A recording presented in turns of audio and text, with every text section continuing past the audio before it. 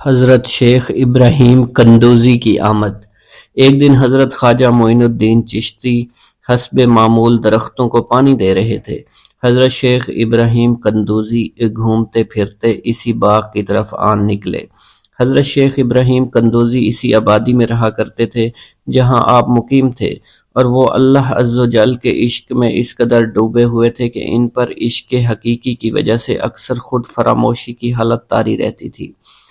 آبادی کے بچے اور بوڑھے انہیں مجذوب کہا کرتے تھے اور قدر کی نگاہ سے دیکھا کرتے تھے۔ جس وقت آپ کی نظر حضرت شیخ ابراہیم قندوزی پر پڑی تو سب کام چھوڑ کر آپ ان کی جانب متوجہ ہو گئے۔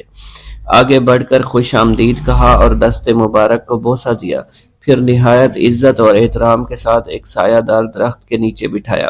ان دنوں انگوروں کا موسم تھا، کچھ پکے ہوئے خوشے بیلوں سے اتار کر آپ کی خدمت میں پیش کیے اور خود باادب ہو کر دو زانوں بیٹھ گئے۔ حضرت شیخ ابراہیم قندوزی کو حضرت خواجہ معین الدین چشتی کی مہمان نوازی کا انداز بہت پسند آیا۔ آپ کا یہ ادب بہت بھلا محسوس ہوا۔ حضرت شیخ ابراہیم قندوزی پہچان گئے کہ یہ بچہ نہایت ہونہار اور راہ حق کا متلاشی ہے۔ حضرت شیخ ابراہیم قندوزی نے اپنی جیب سے ایک کھلی کا ٹکڑا نکالا، دندان مبارک سے چبا کر خواجہ معین الدین چشتی کے دہنے مبارک میں ڈال دیا۔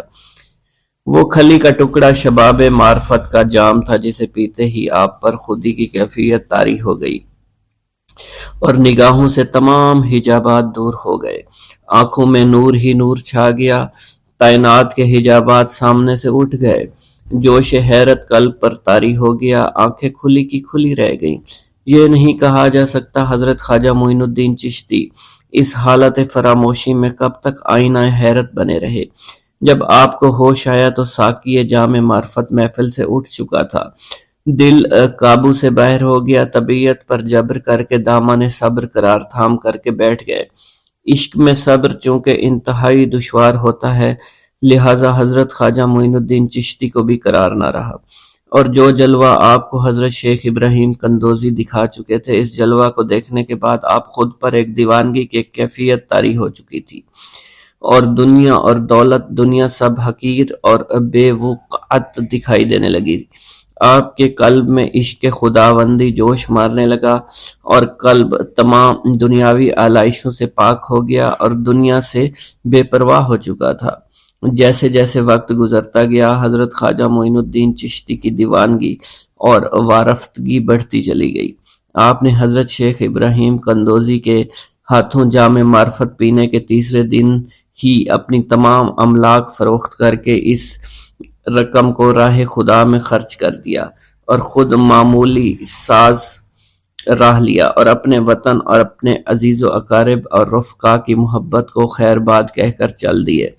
محبوب حقیقی کے سچے عاشقوں کا یہ دستور رہا ہے کہ وہ قرب یار پانے کے لیے سب سے پہلے علوم ظاہری کا زینہ طے کیا کرتے ہیں، پھر عمل کی دشوار گزار منزلوں کو طے کر کے علوم باطنی سیکھتے ہیں، تب کہیں جا کر انہیں جلوہ محبوب دکھائی دیتا ہے۔ خواجہ معین الدین چشتی نے بھی اپنے مطلوب تک رسائی کے لیے یہی راستہ اختیار کیا۔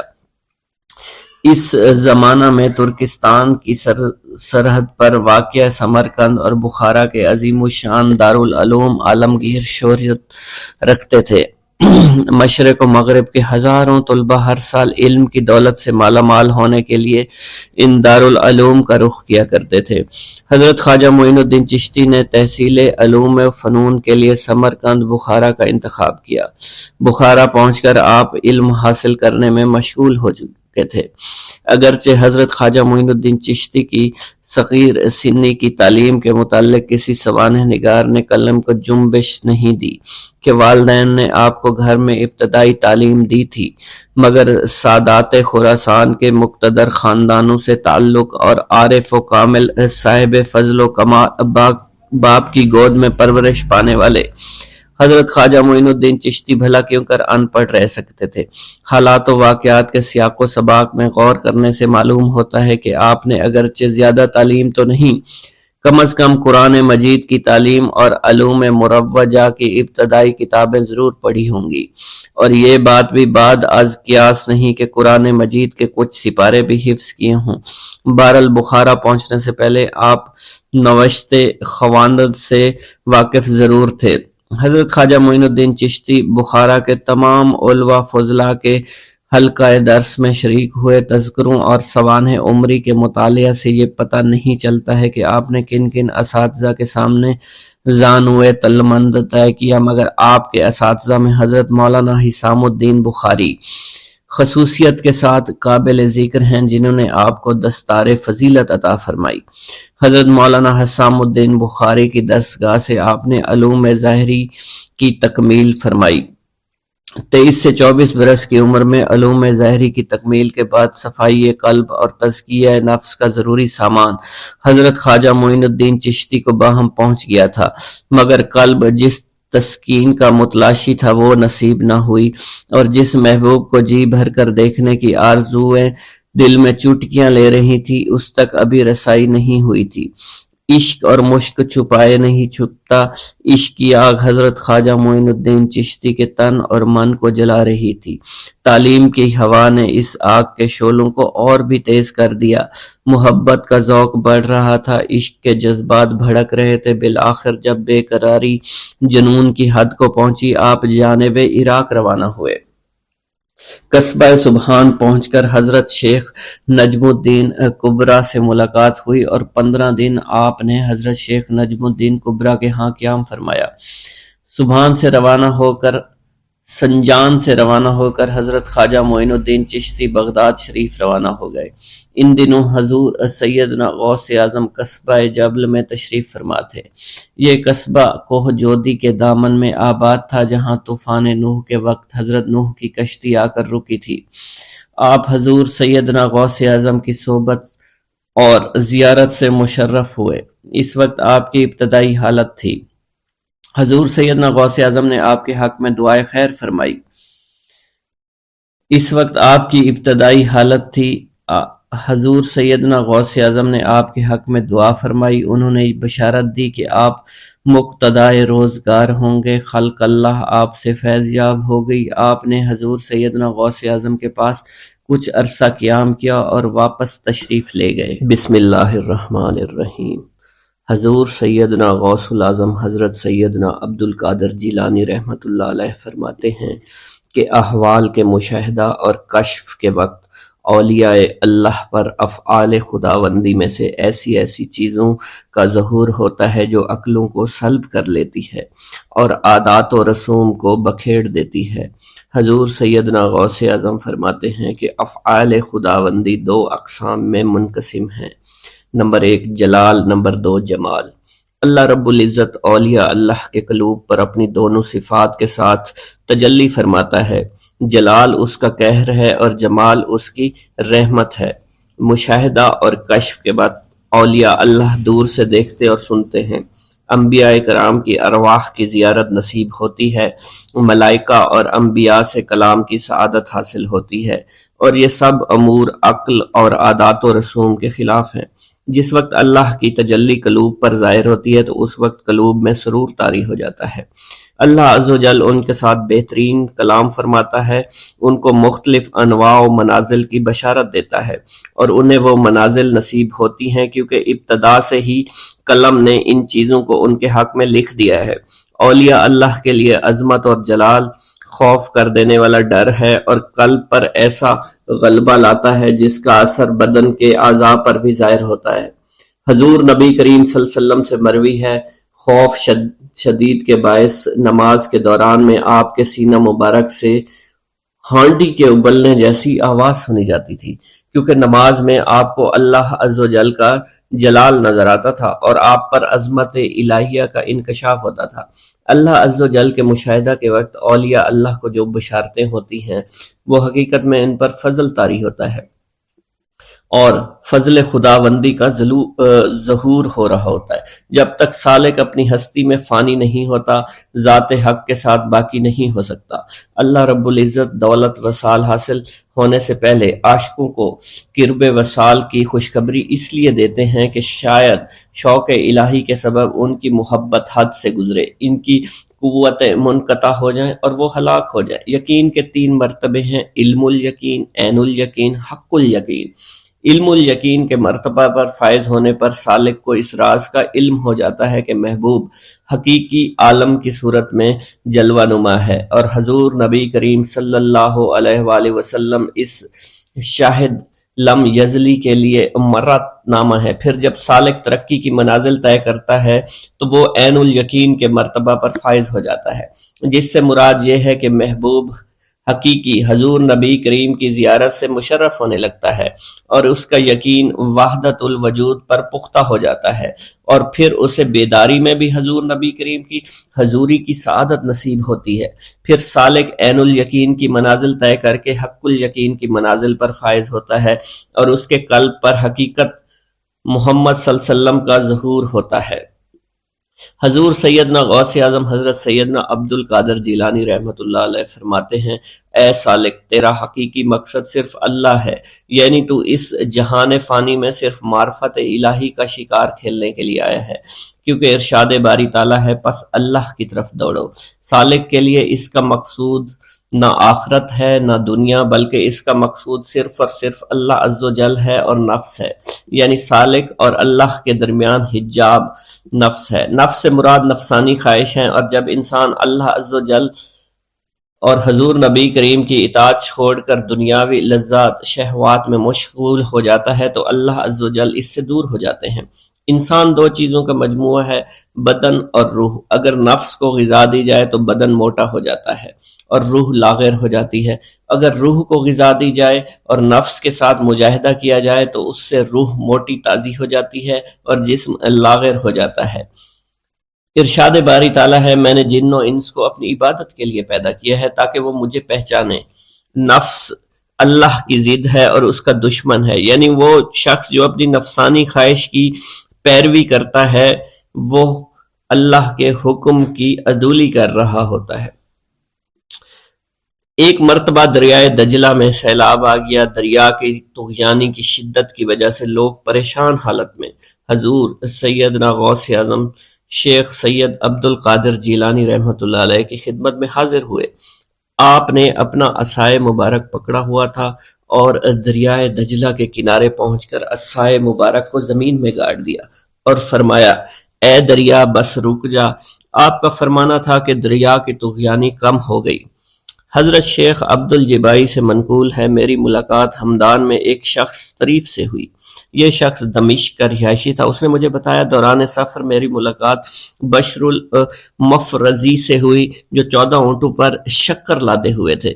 انہوں نے مجھے بتایا کہ دوران سفر میرا گزر ایک جنگل سے ہوا۔ رات کا وقت تھا، میرے پاس 4 اونٹ اس جنگل میں گم ہو گئے۔ میں نے ان کو بہت تلاش کیا لیکن کامیاب نہ ہوا، یہاں تک کہ صبح ہو گئی۔ میں نے پریشانی کے عالم میں حضور سیدنا غوث الاعظم حضرت سیدنا عبد القادر جیلانی کو پکارا، کیونکہ آپ نے دوران واز ایک مرتبہ فرمایا تھا کہ جب بھی کوئی مشکل درپیش ہو تو مجھے پکارو۔ چنانچہ میں آپ کو پکارنے لگا۔ اس دوران مجھے ایک ٹیلے پر ایک شخص دکھائی دیا جس نے سفید لباس زیب تن کر رکھا تھا۔ اس شخص نے مجھے ہاتھ سے ایک جانب اشارہ کیا۔ جب میں ٹیلے کے نزدیک پہنچا تو وہ شخص غائب ہو چکا تھا۔ جب میں نے اس شخص کی بتائی ہوئی سمت میں نظر دوڑائی تو مجھے اپنے 4 اونٹ ماں سامان کے نظر آ گئے جنہیں میں ہانک کر لے آیا۔ گرا ہے بلاؤں میں بندہ تمہارا، مدد کے لیے آؤ یا غوث اعظم۔ مریدوں کو خطرہ نہیں بحر غم سے کہ بیڑے کے ہیں ناخدا غوث اعظم۔ حضور سیدنا غوث اعظم شیخ عبد القادر جیلانی کی ایک عورت مرید تھی جس پر ایک فاسق بدبخت عاشق ہو گیا۔ ایک دن وہ عورت رفع حاجت کے لیے نزدیک پہاڑ کے غار میں گئی تو اس فاسق بدبخت کو خبر ہو گئی۔ اس بدبخت نے غار میں جا کر عورت کو پکڑ لیا اور عزت لوٹنے کی کوشش کرنے لگا۔ اس عورت نے بآواز بلند شیخ عبد القادر جیلانی کو مدد کے لیے پکارا۔ آپ اس وقت مدرسہ میں وضو فرما رہے تھے۔ آپ نے اپنی کھڑاؤں کو اس غار کی سمت میں پھینکا، وہ کھڑائیں اس فاسق کے سر پر لگنا شروع ہو گئیں، جس سے وہ بدبخت ہلاک ہو گیا۔ وہ عورت آپ کی کھڑائیں لے کر آپ کی خدمت میں حاضر ہوئی اور حاضرین محفل کے سامنے سارا ماجرا بیان کر دیا۔ بسم اللہ الرحمن الرحیم۔ منقول ہے کہ حضور سیدنا غوث اعظم کے زمانہ میں ایک مقرب کی ولایت سلب کر لی گئی۔ سب چھوٹے بڑے اس کو حقارت کی نگاہ سے دیکھنے لگے۔ اس نے 360 اولیاء اللہ سے التجا کی کہ وہ اس کے حق میں دعا فرمائیں، لیکن اس کا نام لوح محفوظ پر اشتیاق کی فہرست میں لکھ دیا گیا۔ ان اولیاء اللہ نے اس کو بتایا کہ تم کامیاب نہیں ہوں گے۔ اس کے چہرے کا رنگ سیاہ پڑ گیا۔ اس شخص نے حضور سیدنا غوث اعظم شیخ عبد القادر جیلانی کی خدمت میں حاضر ہو کر دعا کی درخواست کی۔ آپ نے فرمایا تم اللہ عز و جل کی بارگاہ میں مردود ہو گئے ہو، مگر میں تمہیں اللہ کے اذن میں مقبول بنا سکتا ہوں۔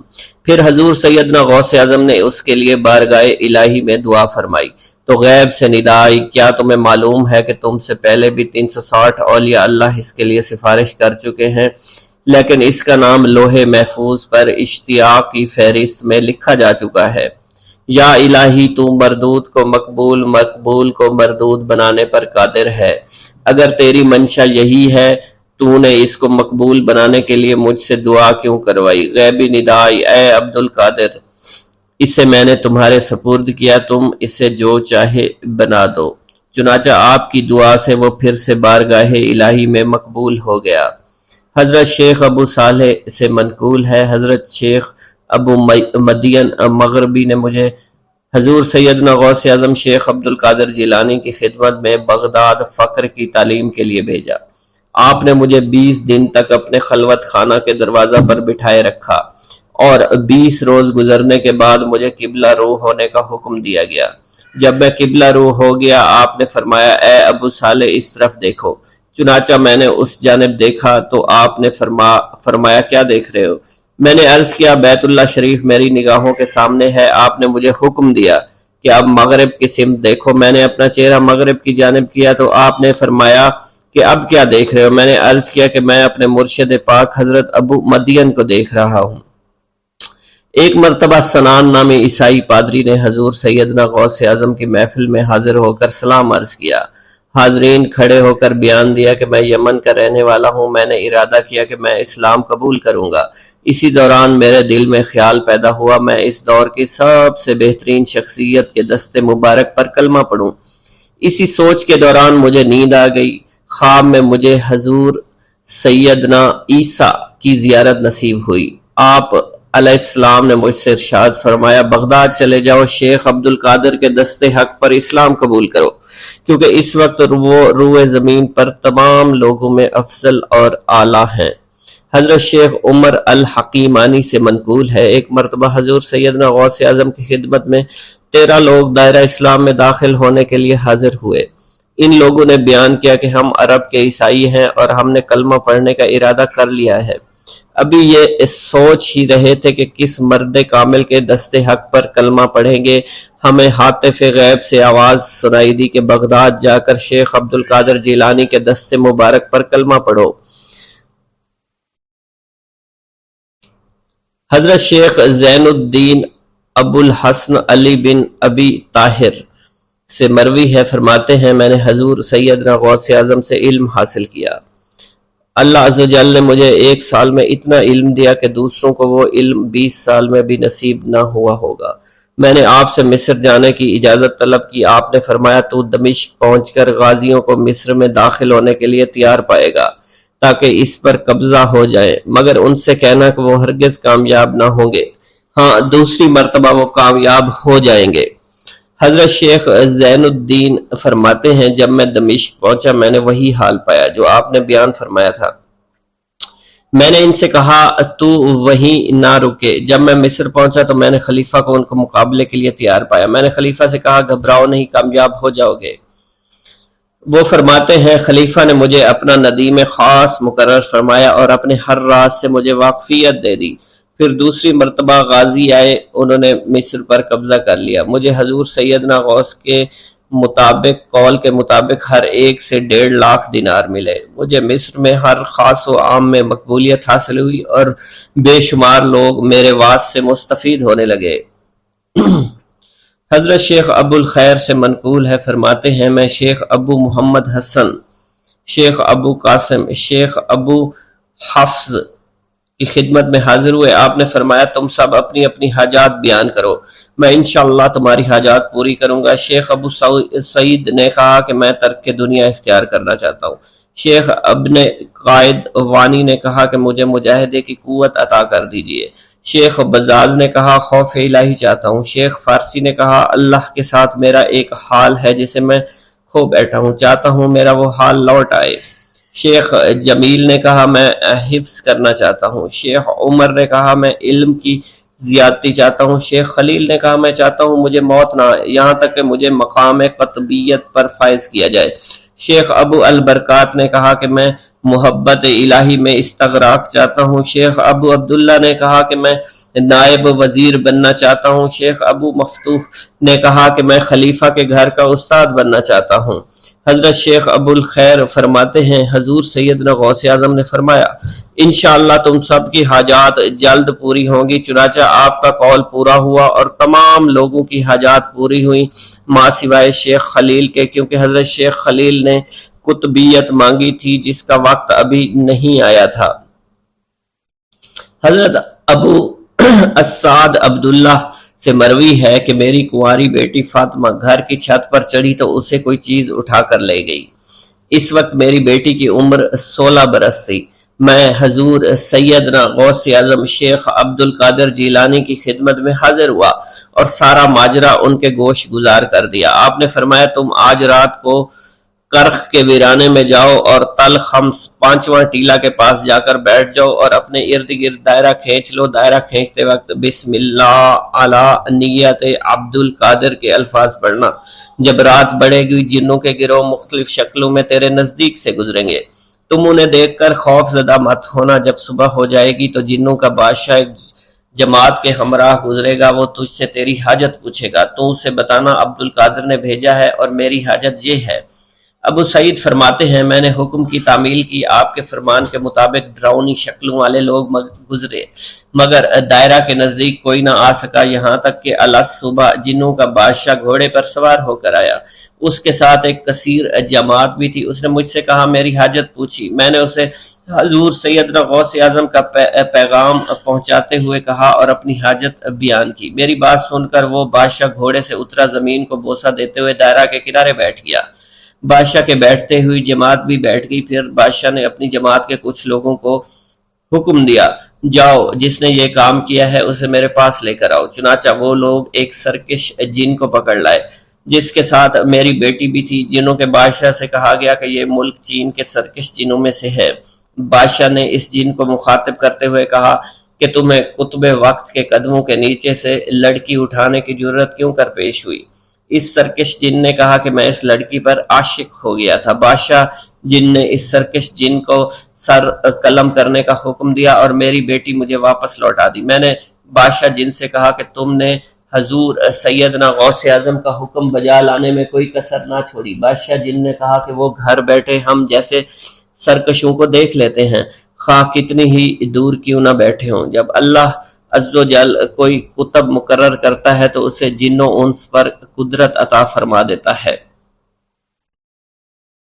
تفریح الخاطر میں منقول ہے حضور سیدنا غوث اعظم کے وصال کے بعد ایک شخص جو کہ عرصہ دراز سے مرشد کامل کی تلاش میں تھا اور وہ آپ کا شورا سننے کے بعد آپ کی خدمت میں بغداد شریف پہنچا۔ جب اس شخص کو معلوم ہوا کہ آپ وصال فرما گئے ہیں تو وہ آپ کی قبر مبارک پر حاضر ہوا اور آداب زیارت بجا لایا۔ آپ اپنی قبر مبارک سے باہر تشریف لائے، اس کا ہاتھ پکڑ کر اسے سلسلہ عالیہ قادریہ میں بیعت فرما دیا اور اس کی جانب خصوصی توجہ فرمائی۔ حضرت ابو بکر ارکیمی فرماتے ہیں میں ابتدائی عمر میں شتر بانی کا کام کیا کرتا تھا۔ ایک مرتبہ مجھے ایک شخص کے ساتھ حج کرنے کا اتفاق ہوا۔ اس شخص کو یہ خطرہ لاحق ہوا کہ وہ عنقریب مر جائے گا۔ اس نے مجھے ایک چادر اور 10 دینار دیے اور فرمایا یہ میری امانت تم بغداد شریف واپس جا کر حضور سیدنا غوث اعظم شیخ عبد القادر جیلانی رحمۃ اللہ علیہ کی خدمت میں پیش کر دینا۔ حضرت ابو بکر الکیمی فرماتے ہیں کہ میں اس وصیت کے کچھ دنوں بعد اس شخص کا انتقال ہو گیا۔ میں جب بغداد شریف تشریف لایا تو لالچ میں پھنس گیا۔ میرے دل میں خیال آیا ان چیزوں کے متعلق کسی کو کچھ علم نہیں ہے، چنانچہ میں نے وہ چادر اور 10 دینار اپنے پاس رکھ لیے۔ ایک دن میں بازار سے گزر رہا تھا، میری ملاقات حضور سیدنا غوث اعظم سے ہوئی۔ میں نے آپ کو سلام کیا، آپ نے میرا ہاتھ پکڑ کر فرمایا تم نے 10 دیناروں کے لیے بھی اللہ کا خوف نہیں کیا، میری امانت اپنے پاس رکھ لی اور میرے پاس اپنی آمد و رفت بھی ختم کر لی۔ حضرت ابو بکر الکیمی فرماتے ہیں کہ حضور سیدنا غوث اعظم کی بات سن کر مجھ پر غشی طاری ہو گئی، اور جب مجھے ہوش آیا میں نے وہ چادر اور 10 دینار لا کر آپ کی خدمت میں پیش کیے اور معافی کا خواستگار ہوا۔ واللہ عالم۔ بسم اللہ الرحمن الرحیم۔ حضور سیدنا غوث العظم حضرت سیدنا عبد القادر جیلانی رحمۃ اللہ علیہ فرماتے ہیں کہ احوال کے مشاہدہ اور کشف کے وقت اولیاء اللہ پر افعال خداوندی میں سے ایسی ایسی چیزوں کا ظہور ہوتا ہے جو عقلوں کو سلب کر لیتی ہے اور عادات و رسوم کو بکھیر دیتی ہے۔ حضور سیدنا غوث اعظم فرماتے ہیں کہ افعال خداوندی 2 اقسام میں منقسم ہیں، نمبر 1 جلال، نمبر 2 جمال۔ اللہ رب العزت اولیاء اللہ کے قلوب پر اپنی دونوں صفات کے ساتھ تجلی فرماتا ہے۔ جلال اس کا قہر ہے اور جمال اس کی رحمت ہے۔ مشاہدہ اور کشف کے بعد اولیاء اللہ دور سے دیکھتے اور سنتے ہیں، انبیاء کرام کی ارواح کی زیارت نصیب ہوتی ہے، ملائکہ اور انبیاء سے کلام کی سعادت حاصل ہوتی ہے، اور یہ سب امور عقل اور عادات و رسوم کے خلاف ہیں۔ جس وقت اللہ کی تجلی قلوب پر ظاہر ہوتی ہے تو اس وقت قلوب میں سرور طاری ہو جاتا ہے۔ اللہ عز و جل ان کے ساتھ بہترین کلام فرماتا ہے، ان کو مختلف انواع و منازل کی بشارت دیتا ہے، اور انہیں وہ منازل نصیب ہوتی ہیں کیونکہ ابتدا سے ہی قلم نے ان چیزوں کو ان کے حق میں لکھ دیا ہے۔ اولیاء اللہ کے لیے عظمت اور جلال خوف کر دینے والا ڈر ہے اور قلب پر ایسا غلبہ لاتا ہے جس کا اثر بدن کے اعضاء پر بھی ظاہر ہوتا ہے۔ حضور نبی کریم صلی اللہ علیہ وسلم سے مروی ہے، خوف شدید کے باعث نماز کے دوران میں آپ کے سینہ مبارک سے ہانڈی کے ابلنے جیسی آواز سنی جاتی تھی، کیونکہ نماز میں آپ کو اللہ عز و جل کا جلال نظر آتا تھا اور آپ پر عظمت الہیہ کا انکشاف ہوتا تھا۔ اللہ عز و جل کے مشاہدہ کے وقت اولیاء اللہ کو جو بشارتیں ہوتی ہیں وہ حقیقت میں ان پر فضل طاری ہوتا ہے اور فضل خداوندی کا ظہور ہو رہا ہوتا ہے۔ جب تک سالک اپنی ہستی میں فانی نہیں ہوتا، ذات حق کے ساتھ باقی نہیں ہو سکتا۔ اللہ رب العزت دولت وصال حاصل ہونے سے پہلے عاشقوں کو قرب وصال کی خوشخبری اس لیے دیتے ہیں کہ شاید شوق الہی کے سبب ان کی محبت حد سے گزرے، ان کی قوتیں منقطع ہو جائیں اور وہ ہلاک ہو جائیں۔ یقین کے 3 مرتبے ہیں، علم الیقین، عین الیقین، حق الیقین۔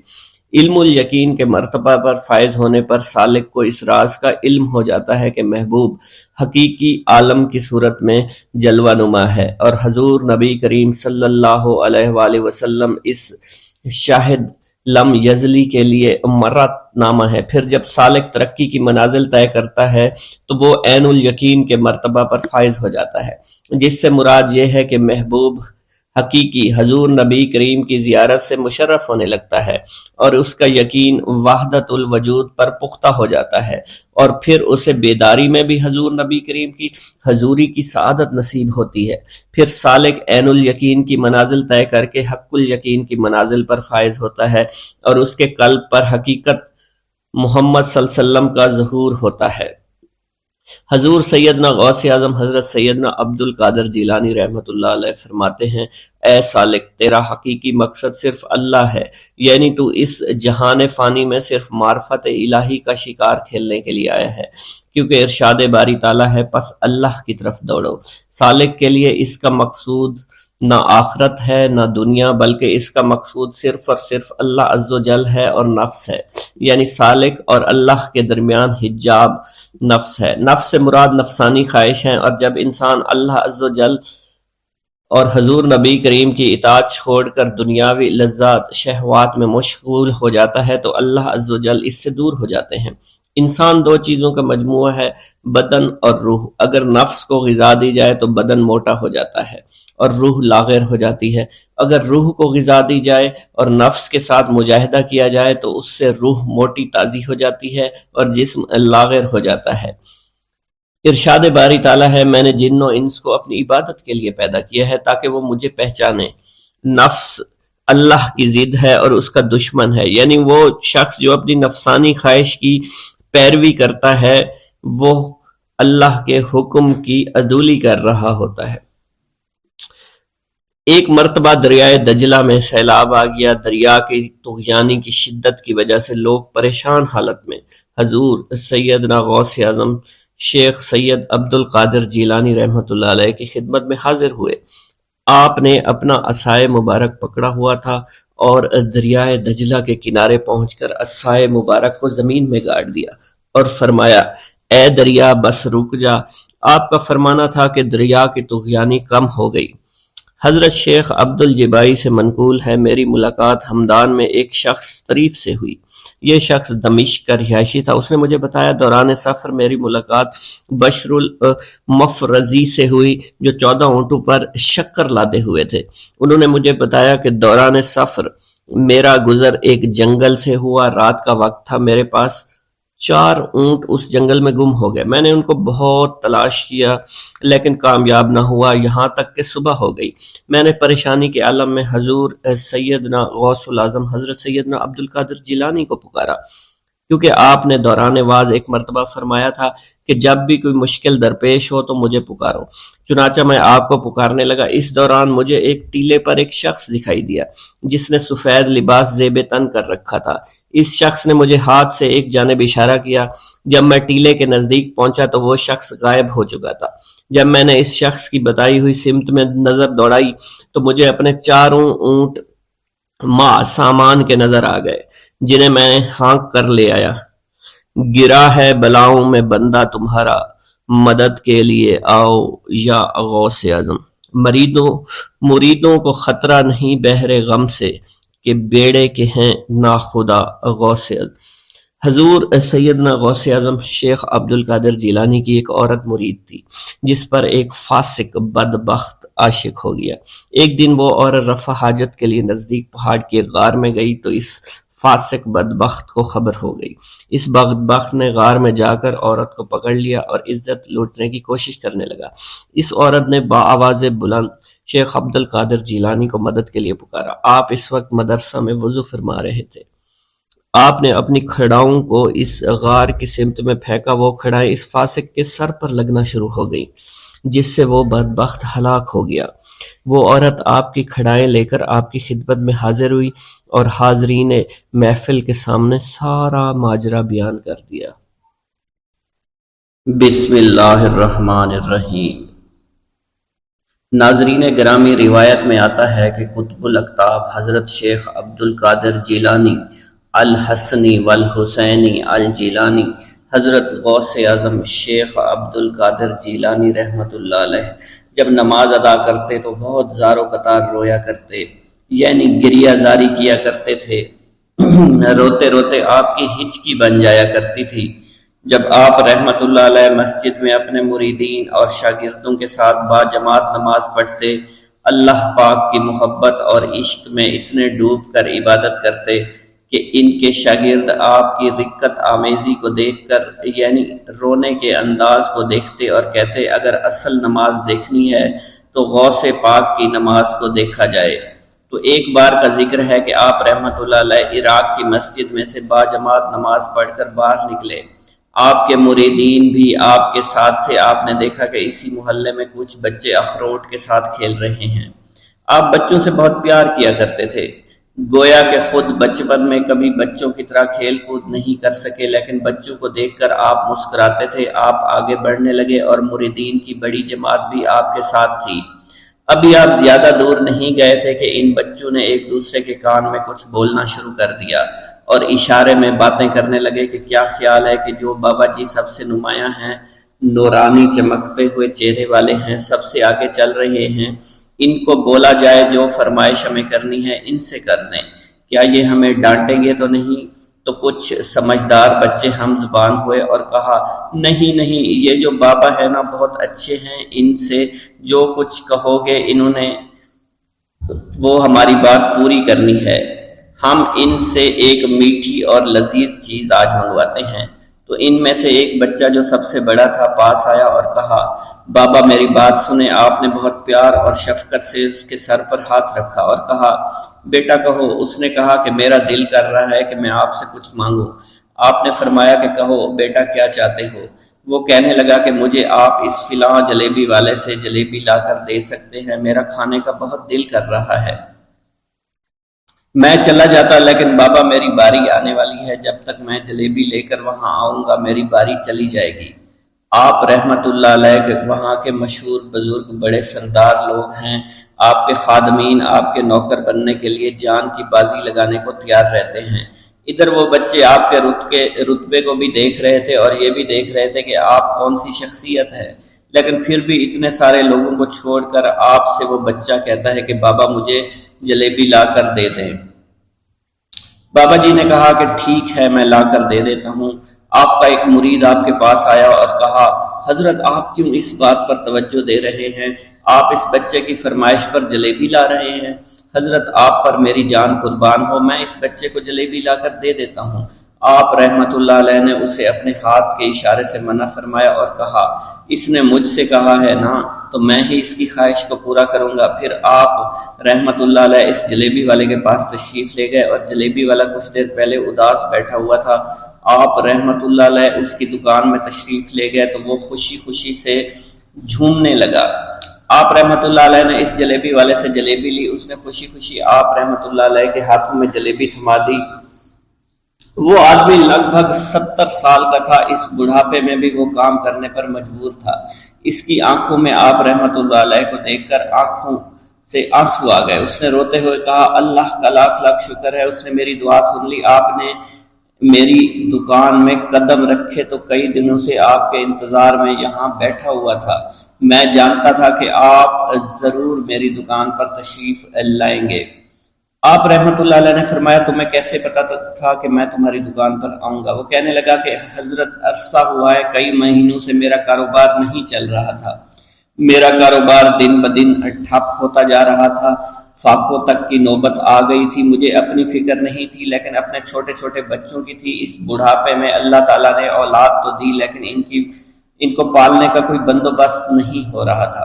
میں نے اپنی اس پریشانی کا ذکر کسی سے کیا تو اس نے کہا کہ عراق کے ایک شہر میں چلے جاؤ، وہاں پر کوئی ایک فقیر ہے، اس سے دعا کراؤ، وہ جس کے لیے دعا کرتے ہیں اس کا کام بن جاتا ہے۔ میں اتنا پریشان تھا کہ اس آدمی کے کہنے پر اس فقیر سے ملنے چلا گیا۔ اس کی تلاش کر کے میں نے اس سے کہا تم میرے لیے دعا کرو تاکہ میرے کاروبار میں ترقی ہو جائے اور میرے رزق میں برکت ہو جائے اور تنگ دستی دور ہو جائے تاکہ میں بیوی بچوں کا پیٹ پال سکوں۔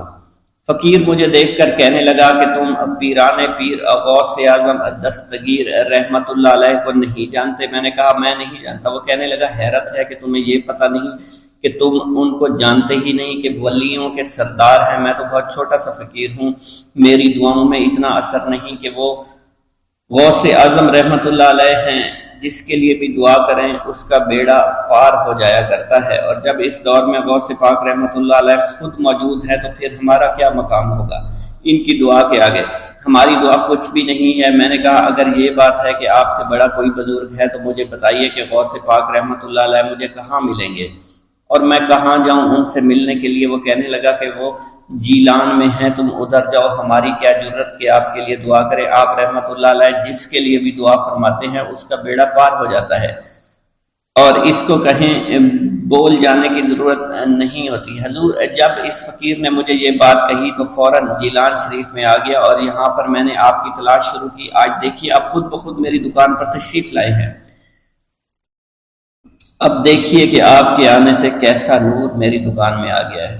حضور میرے حق میں دعا فرما دیجئے، اللہ پاک میری زندگی کو آسانیاں عطا فرمائے، مجھے اپنی بیوی اور بچوں کی بہت فکر ہے۔ آپ رحمۃ اللہ علیہ نے فرمایا پریشان ہونے کی ضرورت نہیں، اللہ تعالیٰ سب معاملات ٹھیک فرما دے گا۔ یہ کہہ کر آپ تشریف لے گئے، اس بچے کے پاس آئے اور اس کے ہاتھ میں جلیبی تھما دی۔ ابھی وہاں سے جانے والے تھے، دوسرا بچہ آیا، اس نے کہا کہ بابا آپ نے اسے تو جلیبی لا کر دی ہے، مجھے بھی لا کر دیں۔ آپ نے اس سے بھی تسلی دی اور کہا میں تمہیں بھی جلیبی لا کر دے دیتا ہوں بیٹا۔ یہ دیکھ کر مریدین بہت غصہ ہونے لگے اور کہا کہ حضور ہم اس بچے کو جلیبی لا کر دے دیتے ہیں، آپ کیوں زحمت کرتے ہیں؟ لیکن آپ نے فرمایا نہیں، یہ بچے مجھ سے کہہ رہے ہیں نا، میں ان کا نہیں ٹال سکتا۔ حضور آپ بہت مصروف شخصیت ہے، کیوں ان چھوٹے بچوں کی باتیں سن رہے ہیں؟ آپ نے ہاتھ کے اشارے سے انہیں روکا اور فرمایا اللہ تعالیٰ نے ہمیں جس کام کے لیے چنا ہے بس وہ کام ہی ہم کر رہے ہیں، تم لوگ اللہ پاک کی حکمت کو نہیں سمجھ رہے۔ پھر آپ جتنی بار وہ بچے آپ کو بھیجتے رہے، آپ رحمۃ اللہ علیہ ان کے لیے جلیبیاں لاتے رہے، حتیٰ کہ آخری بچے کو بھی آپ نے جلیبی لا کر دے دی اور وہ مزے سے کھانے لگے۔ جلیبی کھانے کے بعد وہ آپ کو دعائیں کرنے لگے اور کہا آپ بہت اچھے انسان ہیں، جیسا کہ آپ کے بارے میں ہم نے سنا تھا آپ ویسے ہی ہیں، آپ اخلاق کے بہت عمدہ ہیں، آپ کی سخاوت کے بارے میں ہم نے جتنا سن رکھا تھا آپ اتنے ہی سخی ہیں، ہم آپ سے بہت خوش ہوئے۔ آپ رحمت اللہ علیہ مسکرائے، بچوں کی خوشی دیکھ کر آپ کو دلی اطمینان ملا۔ اب ایک اور نماز کا وقت ہو رہا تھا، آپ نے مریدین سے کہا کہ چلو نماز پڑھنے کے لیے مسجد میں چلتے ہیں۔ وہ سب مل کر مسجد میں چلے گئے اور اللہ کی عبادت میں مصروف ہو گئے۔ ایک گاؤں کے بارے میں کہا جاتا تھا کہ جہاں قدرت کی بے پناہ نعمتیں تھیں، اللہ پاک نے وہاں کے لوگوں کو مالا مال کیا ہوا تھا۔ ایسی نعمتیں کہ جن نعمتوں کو دیکھ کر انسان اکثر مغرور ہو جایا کرتے ہیں، مگر وہاں پر کچھ مسلمان تھے اور سب سے بڑی اور بری بات یہ تھی کہ وہاں کے تمام لوگ کافر تھے۔ وہ کفار اپنی دولت پر بہت فخر کیا کرتے تھے کیونکہ ان میں ہر ایک انسان بہت دولت مند تھا، ہر ایک کے پاس بے بہا پیسے تھے، کسی کو پیسوں کی کمی نہیں تھی۔ وہاں کے سردار کی ایک اکلوتی بیٹی تھی جس کو سردار بے پناہ پیار کرتا تھا۔ اس سردار کی بیٹی بے پناہ مغرور، ظالم، گھمنڈی تھی۔ وہاں پر غریب لوگ صرف مسلمان ہی تھے، تمام کافر ایک دوسرے کی مدد کیا کرتے تھے، لیکن مسلمانوں کی مدد کرنے والا وہاں پر کوئی نہ تھا، وہاں پر انہیں کوئی دیکھنے والا نہ تھا۔ سردار کی بیٹی کو کالے جادو میں خوب مہارت حاصل تھی اور وہ جادو کی وجہ سے وہاں پر رہنے والے غریبوں پر بہت ظلم کیا کرتی تھی۔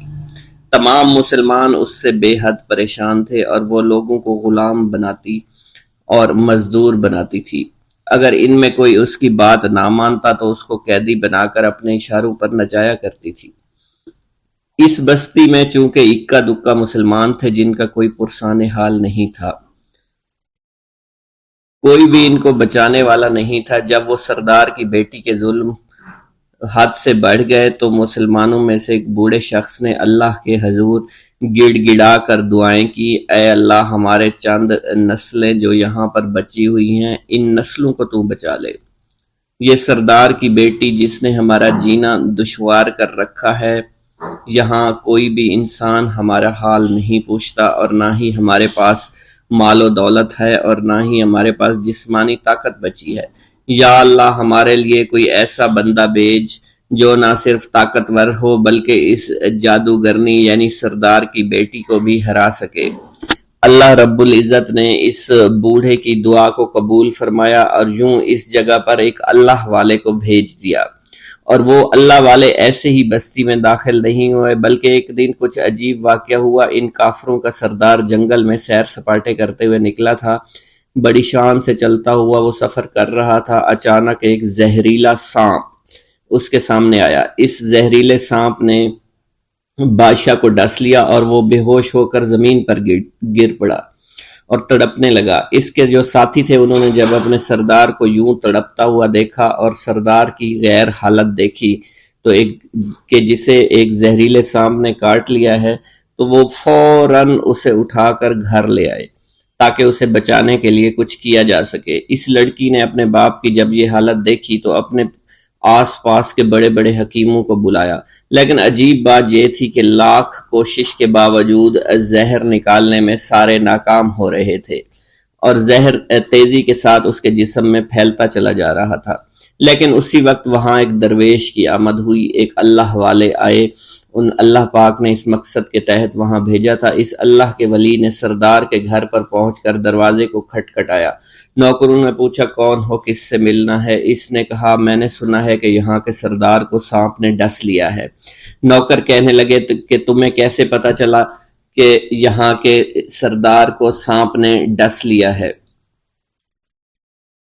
تم تو ہمیں اجنبی لگتے ہو، ہم نے تمہیں آج تک یہاں نہیں دیکھا ہے۔ اس نے کہا میں مسافر ہوں اور مجھے خبر ملی ہے کہ یہاں کے سردار کو ایک زہریلے سانپ نے ڈس لیا ہے اور کوئی بھی اس کا علاج نہیں کر پا رہا۔ نوکروں نے کہا تم کون ہو؟ اللہ والے نے کہا میں حکیم ہوں اور میں ان کے علاج کی غرض سے یہاں آیا ہوں۔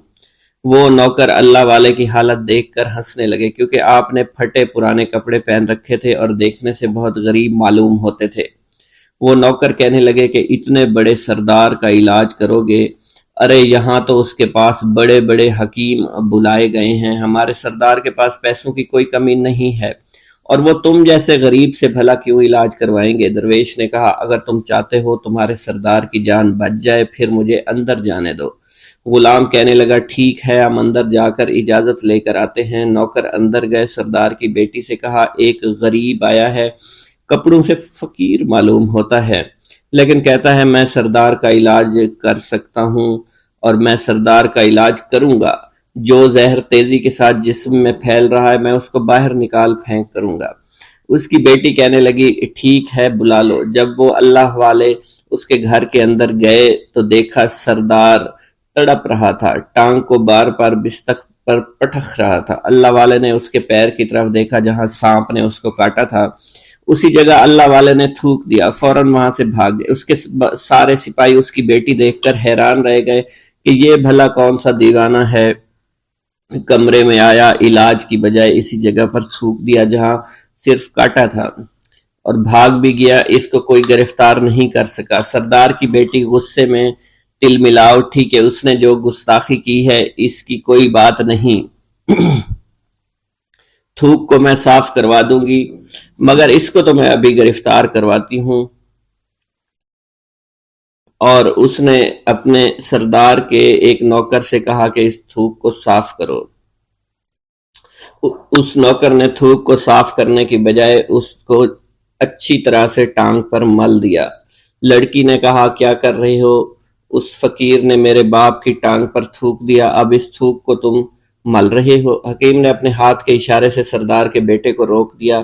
جیسے اس تھوک کو سردار کی ٹانگ پر ملا گیا فوراً سارا زہر ختم ہو گیا۔ جو ٹانگ کٹنے کے قابل تھی وہ ٹانگ بالکل ٹھیک ہو چکی تھی، جو نیلی پڑ چکی تھی اب اصلی حالت میں آہستہ آہستہ واپس آ رہی تھی۔ اور جب وہ قبیلے کا سردار بالکل ٹھیک ہو گیا، ہوش میں آ گیا تو حیران رہ گیا۔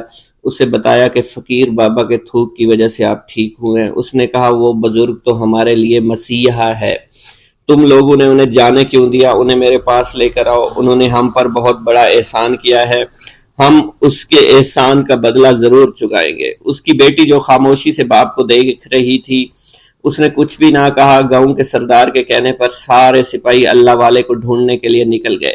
وہ چاروں طرف پھیل گئے لیکن کہیں بھی اللہ والے کا پتہ نہیں چل رہا تھا۔ پھر جب سپاہی تلاش کرتے کرتے جنگل میں داخل ہوئے، وہاں ایک درخت کے نیچے ایک آدمی کو عبادت کرتے ہوئے دیکھا۔ وہ غور سے اس کو دیکھ رہے تھے اور کہہ رہے تھے یہ کس طرح کی عبادت کر رہے ہیں؟ ہم لوگ تو اپنے بتوں کے آگے ہاتھ جوڑتے ہیں، یہ نہ جانے کس کو سجدہ کر رہے ہیں۔ خیر، عبادت کے فوراً بعد اللہ والے کو پکڑ لیا، گاؤں کے سردار کے سامنے پیش کیا۔ وہ کہنے لگا آپ کون ہیں اور کہاں سے آئے ہیں؟ سب سے پہلے تو میں گستاخی کی معافی چاہتا ہوں، میرے لوگوں نے آپ کے ساتھ بڑی بدتمیزی کی، لیکن آپ کی وجہ سے آج میں زندہ ہوں۔ ہم گناہ گاروں کی وجہ سے آپ جیسے لوگوں کو بہت تکلیف ہوئی ہے، اس لیے میں معذرت چاہتا ہوں۔ آپ سے درخواست کرتا ہوں کہ آپ میری طرف سے یہ قیمتی لباس یعنی کپڑے اور عربی گھوڑا قبول کیجئے۔ اللہ والوں نے اس کی طرف مسکرا کر دیکھا اور کہا یہ گھوڑا، یہ لباس بہت قیمتی ہے، مگر یہ لباس پہن کر اس گھوڑے کے لیے گھاس کاٹوں گا تو کیا اچھا لگوں گا؟ سردار نے کہا فکر نہ کریں، گھوڑے کے ساتھ ساتھ ہم آپ کو نوکر بھی دیں گے۔ اللہ والے نے کہا کہ اتنی مال و دولت اور نوکروں کے ساتھ میں اکیلا رہوں گا؟ گاؤں کا سردار بولا حضور آپ کی یہ بات سن کر میں سوچ میں گم ہو گیا ہوں، لیکن یہ میری بیٹی آپ کے سامنے حاضر ہے۔ بیٹی حیرت سے اپنے باپ کو دیکھ رہی تھی کہ میرا باپ اب کیا کہنے والا ہے۔ سردار نے کہا میری بیٹی جسے آپ نے دیکھ لیا ہے اس کی شادی میں آپ سے کر دوں گا، مگر ایک شرط ہے کہ آپ کو اپنے مذہب کو چھوڑنا پڑے گا۔ میرے سپاہیوں نے آپ کو عبادت کرتے ہوئے دیکھا ہے، جہاں تک ہمارے معمولات ہیں ہم بتوں کے آگے سجدہ کرتے ہیں اور ان کی عبادت کرتے ہیں، اور آپ جس کے آگے سجدہ کرتے ہیں وہ اللہ ہے، یعنی آپ مسلمان ہیں، اس لیے آپ کو اپنا مذہب چھوڑنا پڑے گا۔ کیا آپ ایسا کر سکتے ہیں؟ اللہ والے نے کہا کہ مجھے ایک بات بتائیے، آپ سب کچھ دیکھ رہے ہیں، آپ نے مجھے یہ بھی دعا دی کہ میری اولادیں ہوں اور آپ کی نسل آپ کی بیٹی سے چلے گی۔ مجھے ایک بات بتائیں، اگر ان بچوں میں سے کسی بچے کو خدا نہ خواستہ کچھ ہو گیا تو کس کو رونا پڑے گا؟ سردار نے جواب دیا اگر خدا نہ خواستہ کچھ ایسا ہوا تو رونا مجھ کو ہی پڑے گا۔ اللہ والا نے مسکرا کر کہا اگر یہ سارا مال لے کر مجھے رونا ہی پڑا تو آپ اپنا گھوڑا، اپنی دولت، اپنی بیٹی، ہر چیز اپنے پاس رکھ لو۔ میں خوش ہوں، میں مسلمان ہوں، میں ٹھیک ہوں۔ اگر یہ تمام چیزیں لے کر مجھے اپنا محلہ چھوڑنا پڑے تو میں اپنی جان دے کر بھی اپنے مذہب کو نہیں چھوڑوں گا۔ جس طرح آپ نے مجھے نوازا ہے، میں اسی رب کے دین کو چھوڑ کر چلا جاؤں گا۔ صرف چند پیسوں کی خاطر میں ہر دن پیسہ نہیں کر سکتا، اور اپنی درویشی میں بہت خوش ہوں۔ اللہ نے مجھے جس مقصد کے لیے بھیجا تھا وہ میرا مقصد پورا ہو جائے گا۔ گاؤں کے سردار نے پوچھا، یہ کہہ کر وہ اللہ والے جانے لگے تو سردار نے درویش کو رک جانے کا کہا اور کہنے لگے میں نے مال دے کر تمہیں آزمایا اور تمہیں پرکھا، لیکن تم اپنے مذہب کو چھوڑنے پر راضی نہیں ہو۔ اگر تم یہی سب کرنے آئے تھے تو تمہیں اس بات کا ڈر نہیں؟ کیا تم نہیں جانتے ہم کتنے طاقتور ہیں، اور میری بیٹی اپنے عمل میں اتنی ماہر ہے کہ تمہیں یہاں کھڑے کھڑے ابھی جنگلی جانور بنا سکتی ہے۔ اللہ والے نے کہا کہ اس نے جنگلی جانور کمزور لوگوں کو بنایا ہوگا، یہ مجھے جانور بنا کر تو دکھائے۔ اس سے پہلے کہ گاؤں کا سردار اپنی بیٹی سے کچھ کہتا کہ اس پر وار کرو، اللہ والے نے جادوگرنی پر ایسی پھونک ماری کہ وہ اسی وقت ایک بہت بڑی چھپکلی بن گئی۔ وہ کچھ بھی نہیں کر پا رہی تھی، وہ چھپکلی اتنی بڑی تھی کہ وہاں پر جتنے بھی انسان کھڑے تھے ان سب میں سب سے زیادہ اونچا اس کا قد تھا۔ وہ چھپکلی اللہ والے کے پاس آئی، اپنا زہر اس پر اگلنا چاہتی تھی کہ اسی وقت اس نے اس کے منہ پر تھوک دیا۔ تھوکنے کی دیر تھی، وہ چھپکلی جلنے لگی اور جس سے گرمی کی وجہ سے اس کا چہرہ پگھل رہا تھا، اس کا چہرہ جل کر کالا ہو چکا تھا۔ وہ مرنے والی تھی کہ سردار دوڑتا ہوا قدموں میں آ کر گر پڑا اور معافی مانگنے لگا اور کہنے لگا حضور اس گستاخی کے لیے میں معذرت خواہ ہوں، آپ مجھے معاف کر دو، میں نے سچ میں آپ کو بہت کمزور سمجھا تھا، آپ کو آپ کا مذہب سے ہٹانا چاہا تھا۔ اگر میری بیٹی ٹھیک ہو جائے تو میں سچ کہتا ہوں یہاں پر جتنے لوگ ہیں ہم پوری کی پوری بستی مسلمان ہو جائیں گے۔ اللہ والے نے کہا کہ ہم تمہیں اپنے دین میں شامل کرنے کے لیے یہ سب نہیں کر رہے، بلکہ تم لوگ مسلمان بھائیوں پر جو ظلم کرتے ہو وہ ظلم کو ختم کرنے کے لیے ہم یہاں آئے ہیں۔ ہمارے دین میں جبر اور ظلم نہیں۔ اگر تمہارے بیٹی سے انسان بن کر سدھر جاتی ہے تو اس کو اس کی اصلی حالت میں لانے کے لیے میں خود کو اللہ کی بارگاہ میں پیش کروں گا اور دعا کروں گا۔ سردار کہنے لگا کہ ہاں میری بیٹی اصلی حالت میں اگر آ جائے تو پھر ہم کسی پر ظلم و ستم نہیں کریں گے، اور میں دل سے اپنی بیٹی کے لیے معافی چاہتا ہوں۔ آج سے یہ کوئی بھی جادو ٹونا اور مسلمانوں کو تنگ نہیں کرے گی اور نہ ہی کسی مسلمان پر یہ ظلم اور جبر کرے گی، بس آپ اسے دوبارہ سے انسان بنا دے۔ اللہ والا نے چھپکلی پر دوبارہ سے پھونک ماری تو پھر سے انسان بن گئی اور اللہ والے کے قدموں سے وہ لپٹ گئی، کہنے لگی مجھے معاف کر دیجئے، مجھے معاف کر دیجئے، میں نے اپنے آپ کو بہت طاقتور سمجھا۔ اس لڑکی کا آدھا چہرہ جل چکا تھا اور کالا ہو چکا تھا۔ وہ کہنے لگی کہ آج اپنے باپ کے ساتھ میں آپ کے دست مبارک پر مسلمان ہونا چاہتی ہوں۔ میں وعدہ کرتی ہوں کہ آج سے اس بستی پر کوئی بھی کافر کسی مسلمان کے ساتھ بدتمیزی نہیں کرے گا، زیادتی نہیں کرے گا، ظلم اور جبر نہیں کرے گا، بلکہ ہم سب یہاں مل جل کر رہیں گے اور بھائی چارے کے ساتھ رہیں گے۔ ہم سب مسلمان ہو جائیں گے اور پھر یوں اللہ والے کے ہاتھوں پوری بستی کا سردار اور اس کی بیٹی نے اسلام قبول کر لیا، اور سردار نے اللہ والے سے اپنی بیٹی کا نکاح کر دیا، اور پھر اس بستی میں ہمیشہ کے لیے امن و امان قائم ہو گیا۔